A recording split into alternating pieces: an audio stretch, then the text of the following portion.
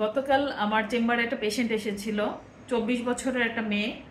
তার পাইলসের সমস্যা ছিল এবং একজন কবিরাজের কাছে চিকিৎসা করেছে সে। কবিরাজ তাকে লতা দিয়ে কি জানি না একটা চিকিৎসা করেছে, আর এই লতা দিয়ে চিকিৎসা করলে পাইলসটা পড়ে যাবে, সেই যে বাড়তি মাংসটা সেটা পড়ে যাবে এমন তাকে আশ্বাস দিয়েছিল। কিন্তু উল্টা তার পায়ুপথে ঝলসে গেছে অনেকটুকু জায়গা। সে বাধ্য হয়ে এখন চিকিৎসার জন্য ডক্টরের কাছে এসেছে। এই ঘটনা কিন্তু পুরাতন না।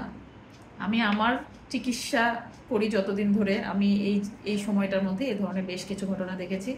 এবং একটা রোগীর কথা আমার এখন খুব মনে পড়ছে। একটা আনম্যারিড মেয়ে, তার মা তাকে এই ধরনের একটা চিকিৎসা করিয়েছিল এবং তার শরীরের অনেকটুকু অংশ ঝলসে গিয়েছিল এবং তাকে চাঁদপুরে সার্জারি ডক্টর চিকিৎসা করে পুরোপুরি ঠিক করতে না পেরে ঢাকায় তাকে রেফার করা হয়েছিল। আমি জানি না মেয়েটার পরিণতি কি হয়েছে, এবং আমার কাছে মনে হয়েছে এই মেয়েটার কোনো মানে স্থায়ী কোনো সমস্যা হবে।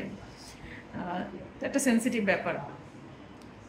এখন এইসব চিকিৎসাগুলোতে আসলে কেমন রেজাল্ট হয় আপনারা আমাকে কমেন্ট করে জানাতে পারেন, কিন্তু এই ধরনের রোগী কিন্তু আমরা অনেক সময় পাই। তাহলে কেন কবিরাজের কাছে গিয়ে এইসব চিকিৎসা নেওয়া হয়?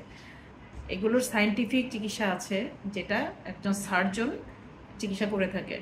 তো একজন মহিলা রোগী অনেক সময় সার্জারির বিশেষজ্ঞের কাছে যেতে লজ্জা পায়, তখন হয়তো আমাদের মহিলা ডাক্তারদের কাছে আসে।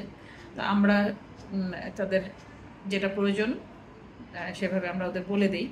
তো আমি আপনাদের এই কারণেই এই ভিডিওটা তৈরি করলাম। রোগীটার সামনেই আমি ভিডিওটা তৈরি করতে পারতাম, কিন্তু তাকে বিব্রত করতে চাই নাই। আপনারা এই বিষয়ে মতামত দিবেন এবং নিশ্চয়ই আশেপাশে যারা আছে তাদের আপনারা বোঝাবেন, সচেতন করবেন যাতে এইসব নিজেদের ক্ষতি হয়, এভাবে চিকিৎসা ওরা না নেয়।